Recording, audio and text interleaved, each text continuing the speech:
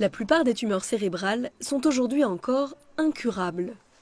Parce qu'elles sont diffuses, les chirurgiens peinent à les opérer et à les retirer définitivement. Incision. Avec la chirurgie, le deuxième traitement de référence, c'est la chimiothérapie. Mais le cerveau dispose d'un mécanisme de protection qui réduit l'efficacité du traitement. On est confronté à une particularité de la structure normale du cerveau qui s'appelle la barrière hémato-encéphalique. Le cerveau se protège du sang et des éléments qui circulent dans le sang qui peuvent être toxiques pour lui en resserrant les pores autour des vaisseaux. Et ce qui fait que les molécules, les médicaments de chimiothérapie n'arrivent pas à passer ces pores qui sont trop serrés. Et du coup, les chimiothérapies sont difficilement efficaces parce qu'elles n'arrivent pas à franchir cette barrière. Pour que les traitements franchissent cette barrière imperméable, les chercheurs ont eu l'idée d'implanter un dispositif qui diffuse des ultrasons dans le cerveau.